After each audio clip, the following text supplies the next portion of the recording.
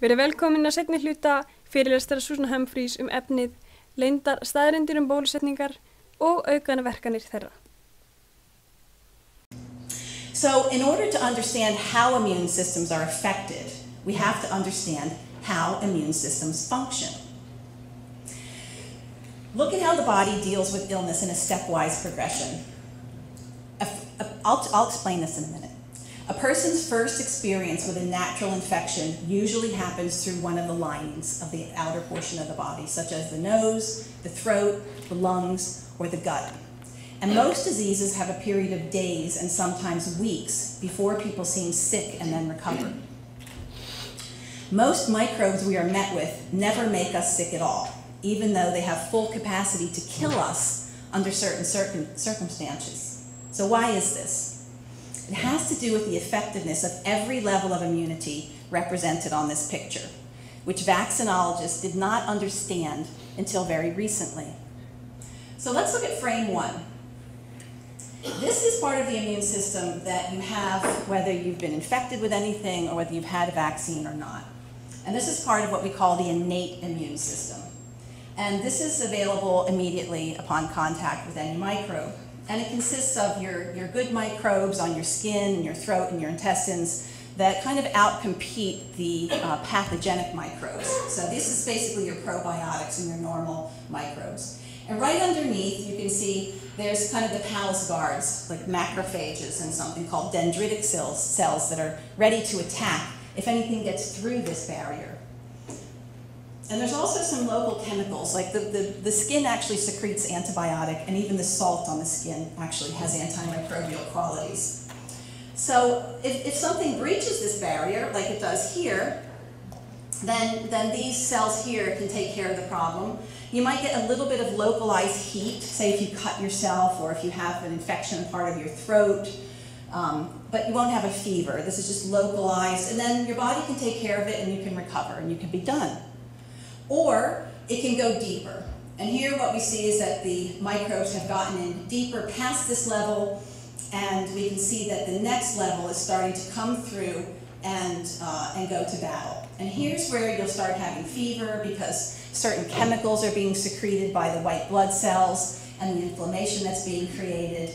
And you're going to start to initiate what I call adaptive immunity, what's commonly known in immunology, where the lymph nodes get involved, and then you can have memory to whatever this infection was if you see it again. And then this is where full-blown adaptive immunity comes in, where you're starting to make memory T cells as well as antibody against this. So this can happen from an infection or from a vaccine, okay? So the oldest plague of sailors, called scurvy, is actually vitamin C deficiency at its worst. But even today, I see people with the bright red gums or the other signs and symptoms of vitamin C deficiency. So these people that we even see today are actually sitting ducks for illnesses and bad outcomes because vitamin C is crucial to every step here that I just described. It's crucial to your probiotics, to these cells being fueled with what they need, to being able to heal up after you've been invaded, and for these actually to give the body what it needs when it has a fever so that it no longer needs a fever. So in the mid-1900s onward, most cases of measles never got reported in most countries because they were so mild and they were an expected part of childhood because of all the improvements in society and better nutrition that I just outlined. So let's look at how the natural measles virus works. It works its way into the body slowly. And the reason I just showed you that diagram before this is because it's going to help you understand this. And I'm going to go through something slightly similar to that afterwards. So by the end, you should get it. So the natural measles virus goes into the body slowly, and it goes in over an incubation period of 14 days. And during this time, the spread of the virus is contained and limited by the need for different receptors to enter into different compartments, okay? So the measles virus that you breathe in can really only get in if there's a receptor called CD150.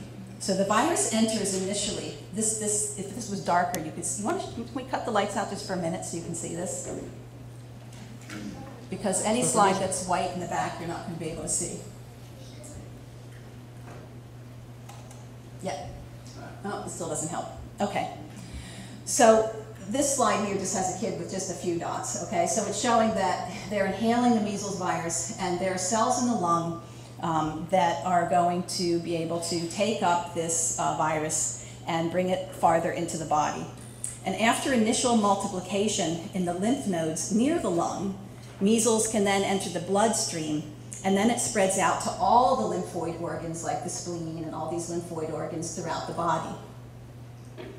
The thymus, the appendix, the tonsil, and the lymph nodes. And then it uses another receptor called Nectin-4 in order to get back through the skin and back through the lungs and to be able to cough out again. And by then, the infected person can cough the virus all around. But all that time that the natural measles virus is driving deeper into the body, those frontline defenses that I went over on the previous slide are still working to kill viruses, to hold them back, to control the spread, and to mop up the cells that have died and the nest that's created from this infection.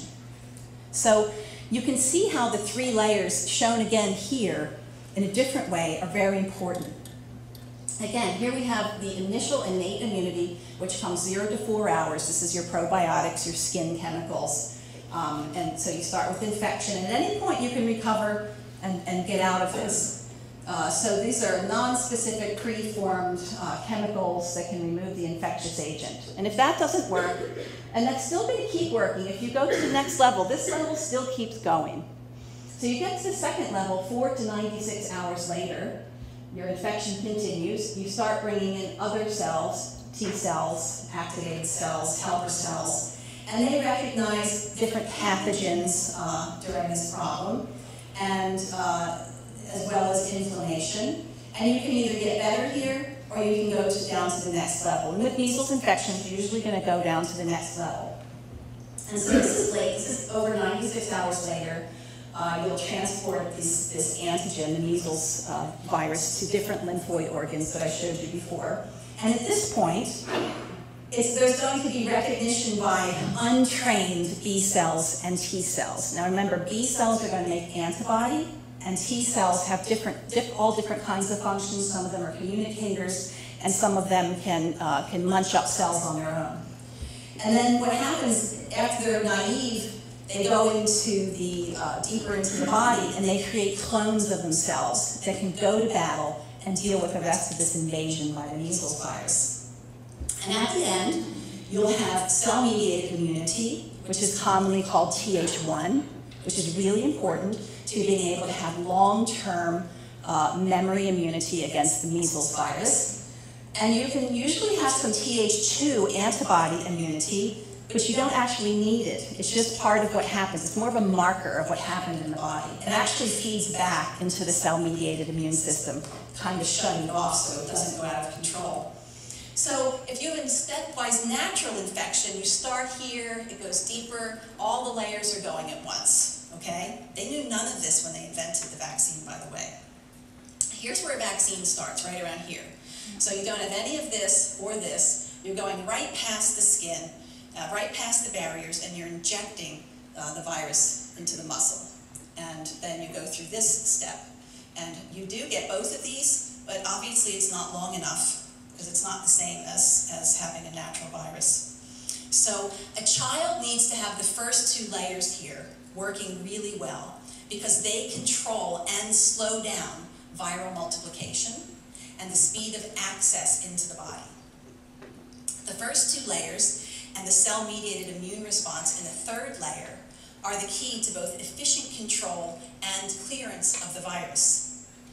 As noted before, children with no ability to make this Th2 antibody get through the measles just fine, so long as the first 2.5 layers are working properly.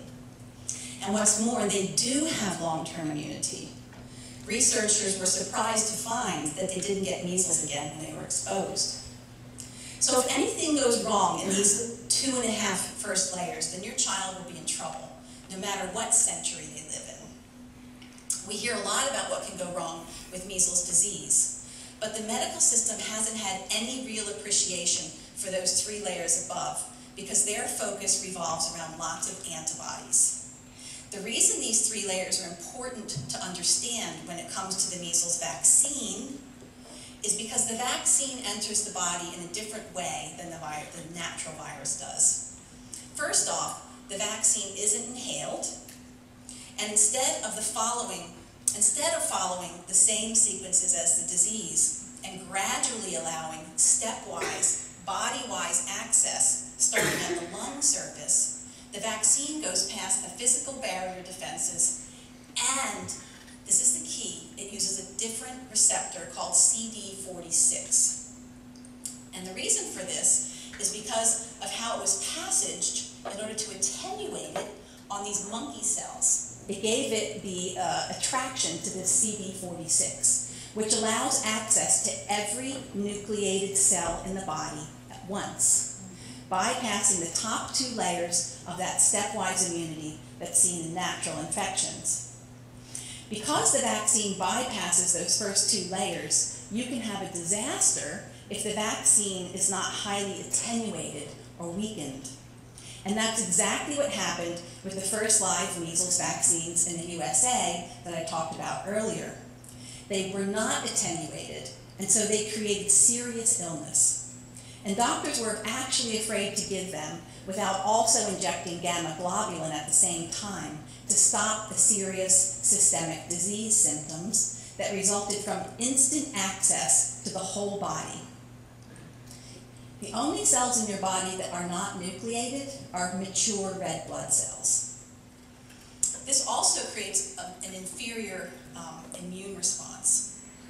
So in 1965, they had no idea that the vaccine cell cultures had led to a mutation which changed the entrance capacity of the vaccine virus. All they saw was that people were getting serious measles after being vaccinated. Sometimes more, actually oftentimes more serious than when they got natural measles, and now that should make sense to you. And this happened until they made a more highly attenuated vaccine in the 1970s and 1980s. In 1965, virologists knew that surviving natural measles provided lifelong immunity. And you've seen here, locally I should say, in the Faroe Islands natural experiments, the same thing. And if you don't know what happened, I think it was in the 1700s or 1800s, the Faroe Islands had their first big epidemic of measles. And there was a 25% mortality rate, and that's pretty high. And then the people that survived that went on, and there were no more circulation of measles until 65 years later, when another ship came in with an infected person.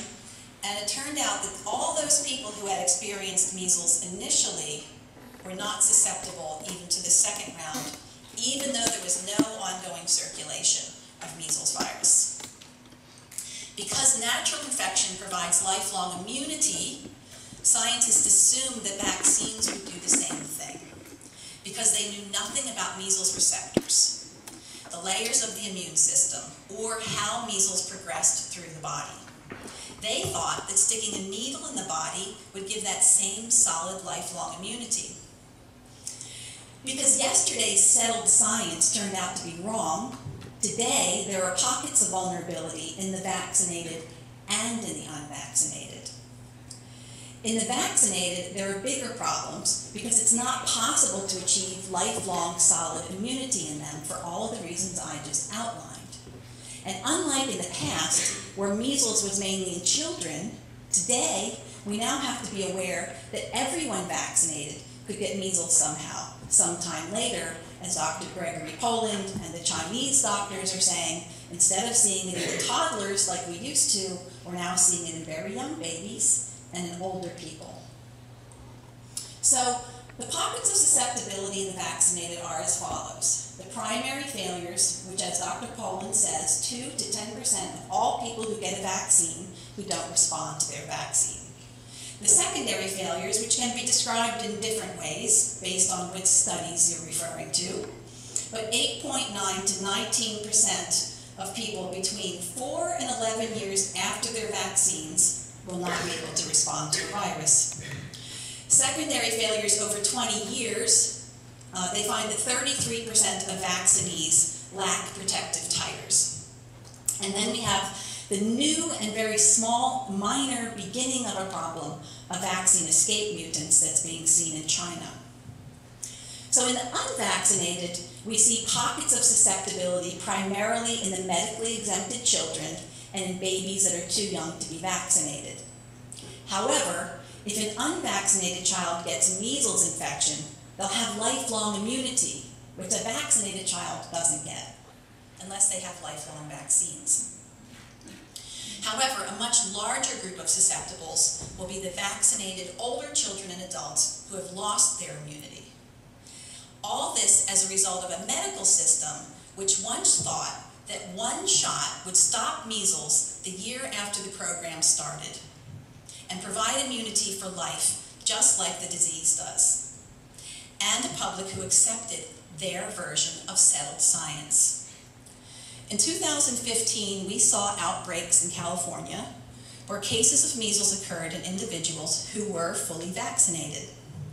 Today, not only are all children getting 2 shots of measles, mumps, rubella, but adults are being told to revaccinate because their immunity has worn off.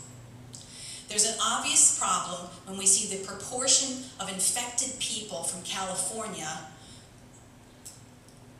who were vaccinated. There's also a problem when we compare to what happened in the pre-vaccine era, when 95 to 99% of people had lifelong immunity to measles by their 15th birthday, and infants less than 1 year old almost never got measles because their mothers protected them because they had been immune naturally. But look how many less than 1 year olds and older than 20-year-olds were infected in California. We have a problem here. Babies receive a weaker immunity from their vaccinated mothers. Community immunity in vaccinated populations is fragile, and it's only going to become more tenuous as the older people with lifelong strong immunity die off. But you're not supposed to think about that. You're just supposed to believe what you're told. In order to keep the rates of MMR vaccine up, you're told that measles is deadly, or better yet, measles is not deadly, but it erases memory immunity for 2 years after you're infected. That's a paper that came out in 2015. And according to that theory, measles disease also threatens herd immunity to all the other diseases, and your baby could die, or your baby could kill someone else's child. This theory, of course, says that it's the vaccine refusers who are causing all this trouble. The reality is that in outbreaks, the vaccine refusers are only one part of the susceptibility equation. I wonder what would have happened in Disneyland if everyone there had been adults. Since we're talking about measles, which is part of the MMR, we also need to consider the facts behind an ongoing case in the USA of 2 Merck vaccine virology scientists who filed a lawsuit in 2010 over Merck's efforts to allegedly defraud the United States through Merck's ongoing scheme to sell the government a mumps vaccine that is mislabeled, misbranded, adulterated, and falsely certified as having an efficacy rate that is significantly higher than it actually is.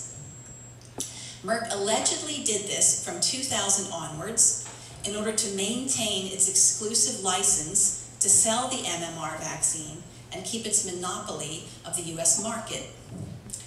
The scientists outline in great detail exactly how Merck manipulated the efficacy results in order to be able to say that they had a 95% effective vaccine so that they could meet their goal of vaccine-induced herd immunity by 2010.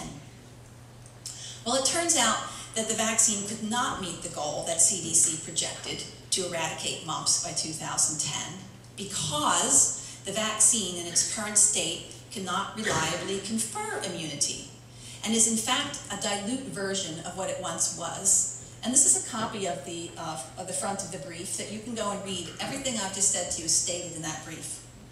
So 40 years of passaging through different animal cells, the same original viral strain and all the resultant mutations that happen through doing that has lowered the antigenicity, or otherwise the antibody-stimulating capacity of the mumps virus.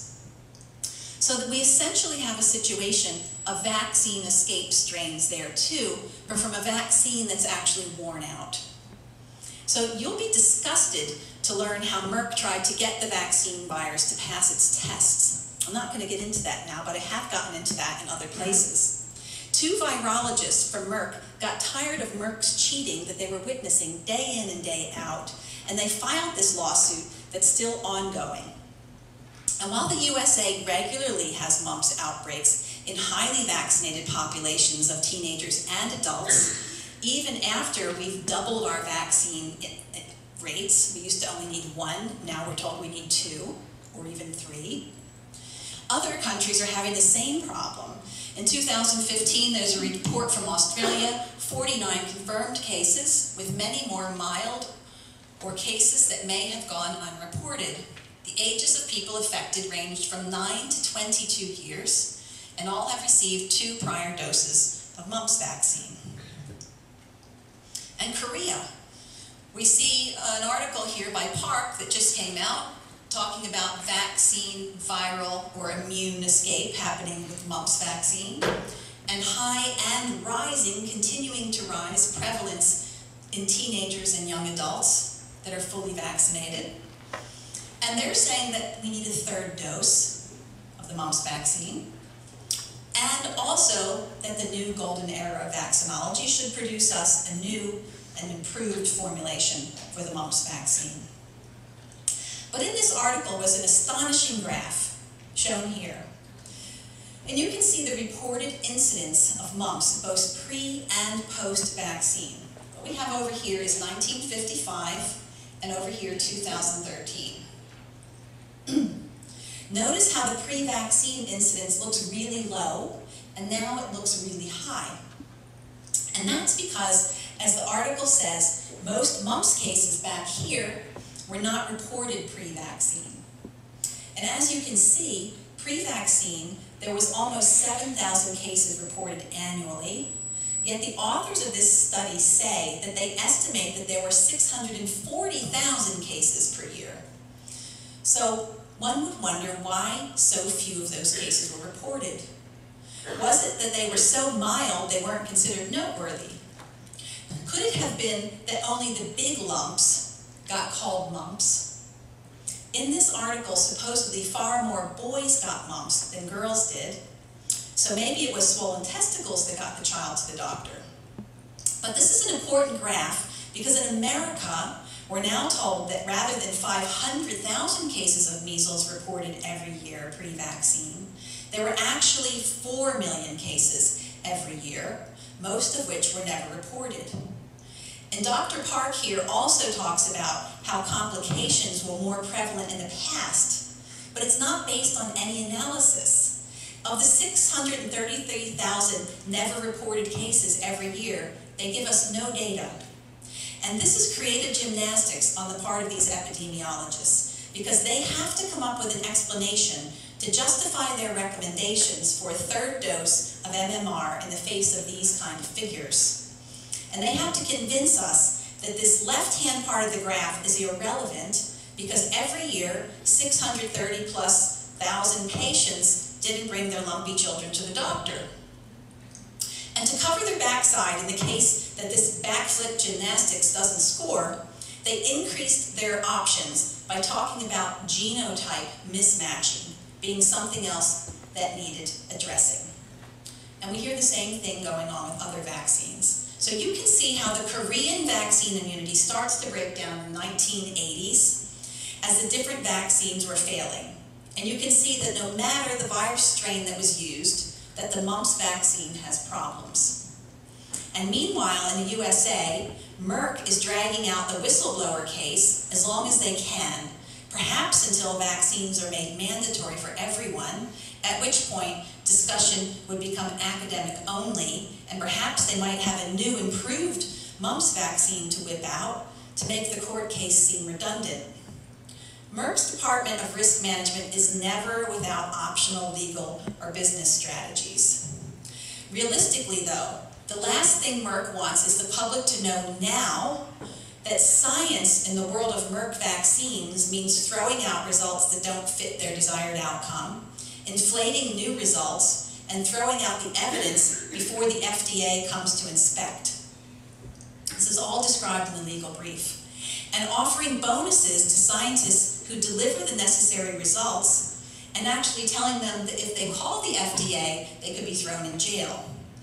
But what do you expect when you have the vaccine manufacturers in charge of proving that their own vaccine is potent? Science in the general vaccine research world includes placebos that are vaccines or carrier fluid with aluminium, studies done on healthy people, and then under optimal circumstances, and then those results are applied to everyone no matter how sick they are. I knew none of this as a nephrologist, because the system makes sure that they educate medical students in such a way that we don't even think to look for information that might warn us that all is not well with these one-size-fits-all vaccines. Yet that information was right under my eyes had I known where to look. What I've discovered is that there's almost too much information that puts vaccines into question, not that there's not enough. So we'll take a break now.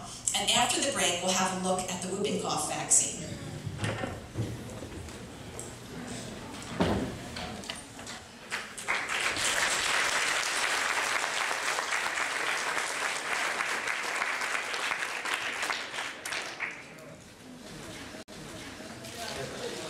All right. I told you we would talk about whooping cough next. So, I don't know if the Vaccinate All Grandparents has arrived in Iceland, has it? Yes. So, if not, I was going to say that it will. In the USA, the media is saturated with this advertisement, maintaining that if grandma doesn't have a whooping cough vaccine, that her whooping cough could eat your baby up. What they don't tell you is that the vaccine only has the potential to stop you, the vaccinated person, from coughing for a short time. But if you contact whooping cough, you can carry it without symptoms for 6 weeks and spread it to the baby.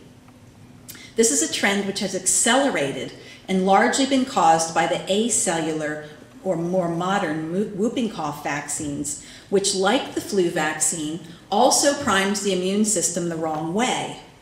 And that's why whooping cough is now having such an uncontrolled reappearance, at least in the United States. Are you having high rates of whooping cough here as well? No, okay. Sometimes, you know, these trends take time. As shown in the graph here from the USA, you can see how after the original DTP vaccine, this was the whole cell vaccine, the disease did seem to go down. But part of this would be short-term efficacy of the vaccine, so we'll give it credit for that. But another part is the unwillingness of doctors to diagnose whooping cough in fully vaccinated people. The other part is bias in that only the unvaccinated used to be tested, because it was assumed that only the unvaccinated caught whooping cough. And that's what a pertussis expert named Dr. James Cherry called observer bias in one of the whooping cough review articles. So it's also obvious that the DTaP, the acellular vaccine era, saw a rise in whooping cough incidence. And this is because of the inferior effectiveness of that vaccine. And also because more sophisticated testing later became available. The suspicion among doctors is higher now because they're having to justify using so many boosters today. And they also realized that they're being vomited on by so many more vaccinated whooping cough cases than unvaccinated whooping cough cases. So the DTaP vaccine is now well known to only have a very short period of protection, which is why we're told we need so many shots. These are cases of pertussis in California in 2010. And the orange bars are people who had between 1 and 4 doses of vaccine, and most of them will be 4 doses. And yellow represents people who had 5 doses of vaccine. So children have a basic 5 doses, And there's talk of adding another adolescent dose. Pregnant women are now vaccinated during every single pregnancy because the vaccine antibodies in a pregnant woman disappear within 1 year. So say a mother has 6 children, which is not that uncommon in America. And that's 6 more DTaP vaccines on top of her 5 childhood ones. And grandparents are now supposed to be vaccinated with every grandchild's birth as well, because they too lose their antibodies within a year. So if this mother who has 6 children and 11 DTaP shots then lives longer, and her 6 children each have 6 grandchildren, which makes 36 grandchildren, the poor grandmother's life will be that of an annual needle cushion. So do the math on this. It's not extremist, it's true. So if grandma survives the shots, she might have over 40 shots by the time she dies. Which could bring with it the prickly problem of what happens in a person who is hyper-immunized with the tetanus vaccine, but that's a whole other story, but I did talk about that last year in Sweden in my tetanus talk. What doctors don't tell you is that people who had whooping cough disease naturally get solid immunity, and if they contact whooping cough, they immediately throw the bacteria out. I'll explain this in a minute. They don't carry the bacteria, and they can't spread it. Their immunity is also known to last longer, around 30 years. Why does it last longer? Because it's much more complete, and it's an immunity which is activated through all 3 of those layers of the immune system I showed you earlier, and not just the last antibody layer that you get with a vaccine.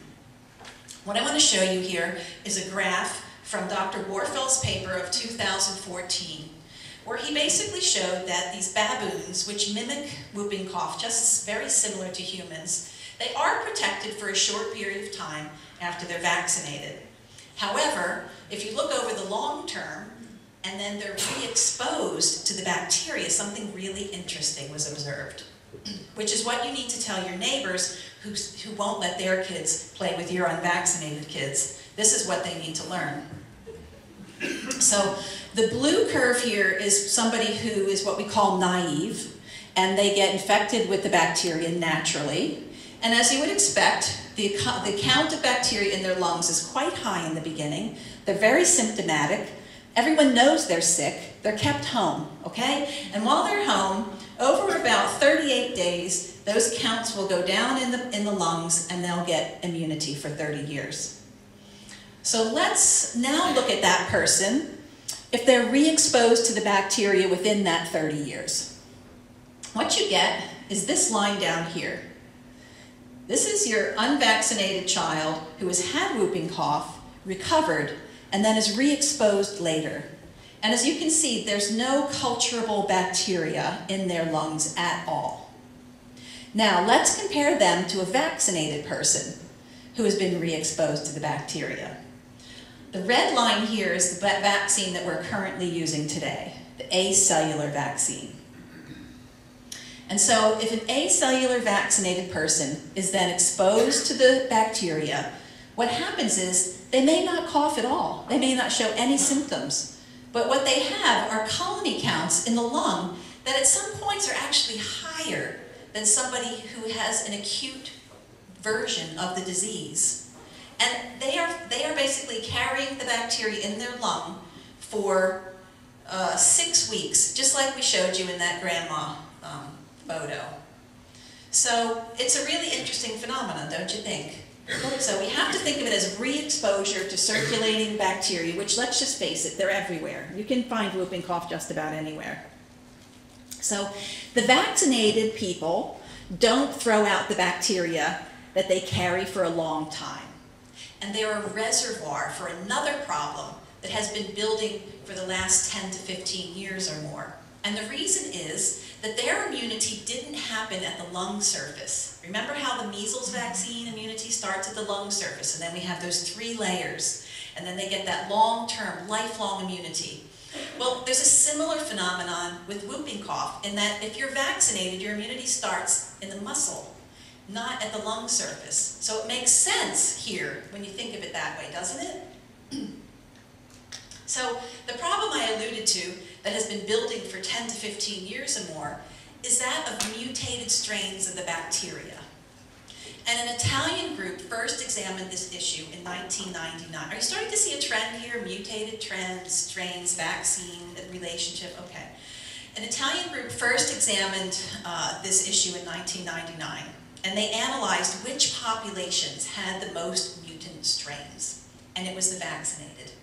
So Dr. Mastrantonio looked in 1999 at these what are called protactin deficient strains. This is a mutant strain of the bacteria that doesn't have this little hook on it called protactin. And they found that it's far more prevalent in the vaccinated and far less in geographical areas of low vaccination. And in 2014, after an epidemic in Washington State in the USA, the same thing was noted. What this amounts to is that the vaccinated are breeding mutant strains of bacteria because they are the asymptomatic group that doesn't remove the bacteria immediately, and so the bacteria has time to work out strategies around that vaccine-induced immunity that's mostly in the blood and not in the lung. And this is a serious problem which doctors aren't talking about, but which needs discussion. The acellular vaccine's failure to prevent colonization or growth in the lung has been reported in numerous publications. And here's Dr. Warfel again saying, the observation that acellular pertussis vaccine, which induces an immune response mismatch, that's the polite term, to that induced by natural infection, fails to prevent colonization or transmission, provides a plausible explanation for the resurgence of pertussis and suggests that optimal control of pertussis will require, guess what? Development of improved vaccines. So again, improved vaccines are being called for, and the same problem is happening in Finland. In 2005, the whole cell vaccine was replaced by the acellular vaccine, and very quickly, these mutations started to occur in vaccinated people. In highly compliant Finland, the vaccination coverage has been more than 90% since the 1970s. But the problem is also discussed in Australia, Japan, and France, and probably it's worldwide at this point, wherever the DTaP vaccine is used. So you might think that the loss of a virulence factor, or that hook that holds the bacteria onto the lung, is a good thing, but it's not. These new bacteria, which come about from mutations in the lungs of vaccinated people, actually have increased invasion ability. Dr. Stefanelli in 2008 reported the enhanced ability of the PRN negative or protactin negative strain to invade, infect human dendritic cells. Those are the cells in the lung that are supposed to be protecting you.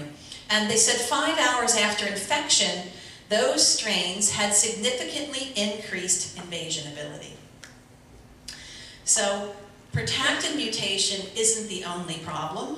Vaccination also selects for increased virulence from higher toxin production as well. Now remember, the whooping cough bacteria is, it's a nasty bacteria that has several toxins and a factor that's like a force field that fools your immunity into thinking it's not there for 2 weeks. And so I'm not saying that whooping cough is a walk in the park. What I'm saying is that the vaccines are ineffective, that they're breeding mutant strains, and what I have found in my own practice is that treating whooping cough becomes extremely much easier if you know how to use vitamin C at high enough doses constantly throughout the illness, even in very young babies as young as 2 weeks old, okay? So you still can have a long cough, but it won't be the kind of cough that's going to stress you out day and night. So this problem is a direct result of faulty immune priming by the vaccines offered to babies and everyone else as boosters. So that's a summary of 4 vaccines, measles, mumps, flu, and pertussis, that are supposed to provide herd immunity, but only have failed to the point that new ones are being developed. However, there's another important fact that's overlooked in this discussion, and that is that just like Cowling showed that the current influenza vaccines are known to cause other respiratory diseases as a result of immune system skewing, so do the DTP vaccines and other types of inactivated vaccines. Remember, there's two types of vaccines. There's live viral vaccines, and there are the dead or inactivated vaccines.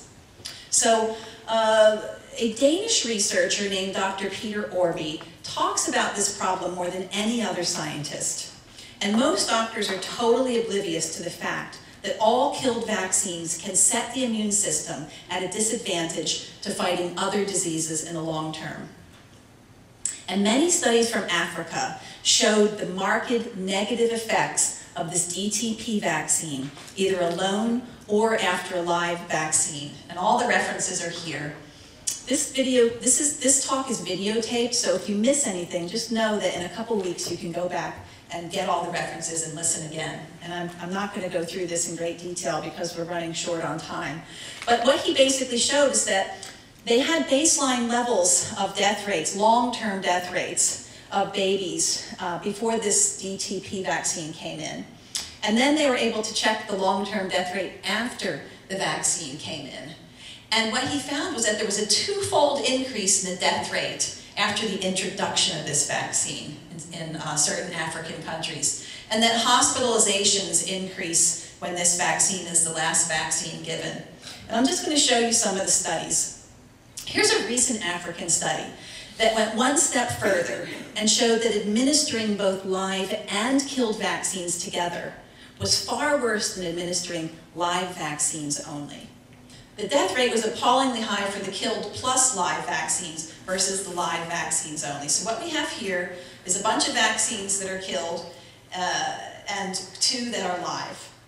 And this is the death rate over long term for those. And what we have down here is just for measles and yellow fever, 2 live vaccines. And the long-term death rate after those were given is markedly lower. And the authors weren't happy at all. And they noted that putting live and inactivated or killed vaccines together increased the death rate between 6 and 329% compared to just giving the live vaccines. So the African schedules are now starting to follow the lines of the schedules in Western countries. So it's logical to ask what happens in Western countries. And up until 5 years ago, believe it or not, Western countries' studies never looked at what Dr. Orby was looking at in Africa, what the long-term death rates or hospitalization and sickness rates were after vaccination. But because Dr. Orby is based in Scandinavia, those countries are now at the forefront of the research. And results so far show that inactivated vaccines used in Europe negatively affect immune systems, raising hospital admissions similar to the way they do in Africa. And the first study I want to discuss is a 2015 study in Denmark, which looked at 168,511 children. And what they looked at was whether this group of killed vaccines at 3, 5, and 12 months of age, and then they got the live vaccine, MMR, at 15 months. And there were no unvaccinated controls. And what they asked was, does the type of last vaccine given affect the hospitalization rate for a disease called respiratory syncytial virus, RSV, in Denmark? And the answer is yes, it does. Having the live vaccine as the most recent vaccine was associated with a reduced rate of that lung infection, hospital admissions. But having the killed vaccines as the most recent vaccine resulted in an increased hospitalization. So on the basis of this finding, parents can logically and correctly state that those killed vaccines, DTAP, the inactivated polio vaccine, and Haemophilus influenza B vaccine, puts their child at an increased risk of other infections during the period that their immune system is affected by that vaccine's program. And once again, there were no unvaccinated controls, and there should have been some information on them if they're getting infected too. We're just left guessing. But the proposed solution to the killed vaccine problem is to give more live vaccines. and to consider giving them at a younger age. So why might the earlier administration of MMR live vaccine be more beneficial? Because they know that the inactivated vaccines result in higher hospitalizations during the time that they're affecting the immune system. So it should be obvious to anyone that killed vaccines are a problem. Now, I talked to probably 10 people from this audience today who came up to me and told me that their unvaccinated children have never required antibiotics, don't have ear infections, and are ridiculously healthy. And I've talked to parents who have said they have older vaccinated kids who were sick all the time, who had ear infections, antibiotics, and their younger kids who aren't vaccinated are completely different. And so you can understand possibly how that can be happening. So it should be obvious to everybody that these killed vaccines are a problem, and to study this properly, we need to study vaccinated versus never vaccinated children. But there's a reason that we can't study unvaccinated children, and there's a reason that Dr. Orby couldn't do it either when he was in Africa, and he states the problems quite clearly in his writings. And he basically talks about that there is current perception that excludes that there are these problematic effects. And he's actually wrong about that. He should have said that the current perception precludes such study of these effects because they know clearly that there's a problem there, and they refuse to study it using unvaccinated children. And all they want to do is fix the problem using more vaccines or vaccinating in a different order, given earlier, and hope that you don't notice what the real problem is. Here's another study you need to know about, which is in effect another non-specific effects trial, meaning what else happens besides stopping the target disease after you give a vaccine. So this time there were 495,987 children. And they're Danish children born between these years, followed to age 2 years of age. And what they wanted to see was the difference between having MMR or the killed vaccines as the last vaccine. And the results showed that, indeed, if the live vaccine was the last vaccine given, that the incidence of hospitalization was reduced with an incidence rate ratio of 0.86. So less than 1 means there was a beneficial effect. But if the last vaccine was a killed vaccine, giving that Th2 antibody bias, which is what killed vaccines do, hospitalization increased with an incidence rate ratio of 1.62. So this is very similar to what Dr. Orby saw in Africa. And again, there's no mention of unvaccinated baby admissions. And I keep saying, why not? Why are there none? Are there none, or are they just ignored? Their stated conclusion was the inactivated vaccines are driving an increase in illness, just the same as in Africa. So there's now lots of documentation that killed vaccines prime the immune system the wrong way, leading to an increase, particularly in respiratory infections, all of which increase infection rates and spreading of disease within the community. So these are potentially serious, infectious, non-specific effects of vaccines that parents know little about. And the unvaccinated child should be studied, in my opinion, because the only normal child in the room is the breastfed, non-vaccinated child, which the designers of these studies seem obstinately unwilling to identify and to include in their studies. And that makes the unvaccinated children what I call the elephant in the room. And in my experience, and in the people in this room's experience, and in every talk that I give parents who have unvaccinated children, their experience is exactly the same, that they're the healthiest elephants in the room. And they should be calculated into all studies that look at non-specific effects and long-term health effects, especially when we're looking retrospectively, because those children can be included in these studies so easily. And the fact that all killed vaccines have negative health effects and make children more susceptible to other infections needs to be seen for the big issue that it is. And what I see is that a whole lot of other settled science is ignored in order to educate the public to achieve a predetermined behavior objective. In 1996, this article from the peer-reviewed journal Pediatrics shows you the bottom line. Policy is the most important thing.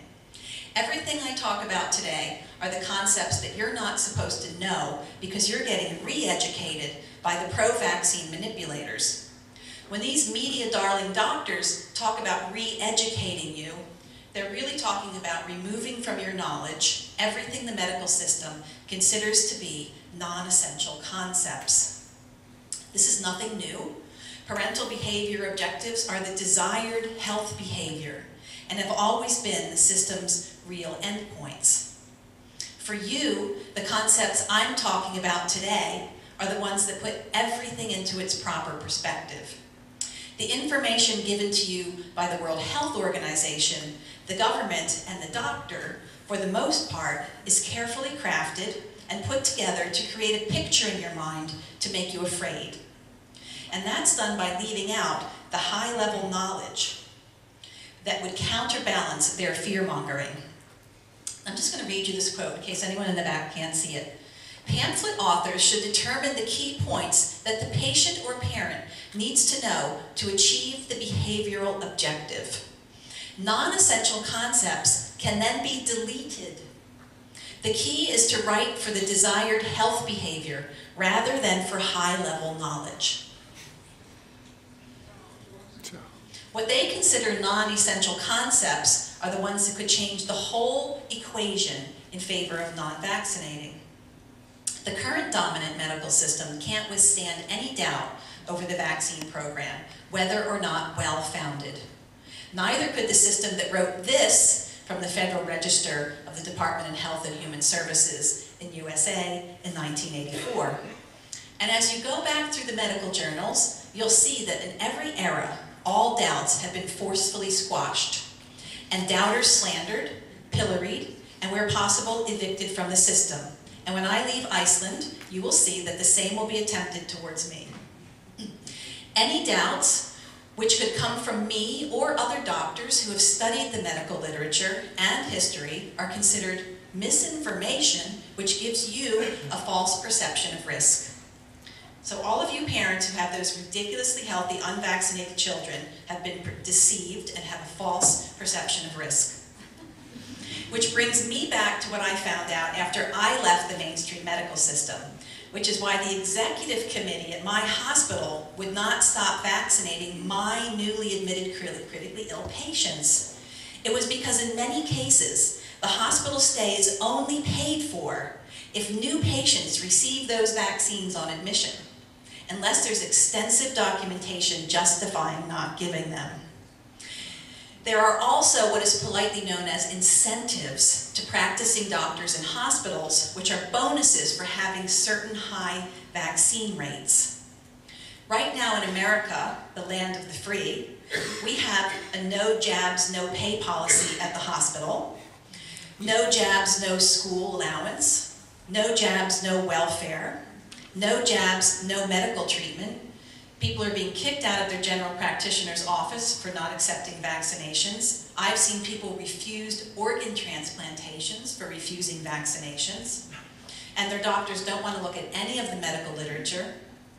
So next, what will happen? Will we have no jabs and no jobs anywhere allowed? Will there one day be no jabs and confiscated children? Or like in England that we wrote about in the late 1800s and early 1900s, property confiscated, fines, and jail sentences? Who, other than the garter of the goose that lays the golden eggs, could have convinced the hospital to agree to vaccinating on day one? Why is what I still consider to be medical malpractice, scientific nonsense, and potential murder made into irrevocable hospital policy? I realize the medical system is not really about health, science, or truth. It's about policy, payment, and profit. And I look at the behavior of my hospital and the intense public fear-mongering in 2015 and believe that the real reason science and logic does not prevail is that vaccine refusal in either the medical community or the public is the thin end of the wedge or the crack in the glass. Stakeholders are reacting to the truth getting out. This trickle of refusal could turn into a stampede. It must be stopped now because it could turn into a weapon of Wall Street destruction, killing those geese, laying all those golden eggs, upsetting the shareholders who feed off of them. And therefore, no doubts can be allowed to exist.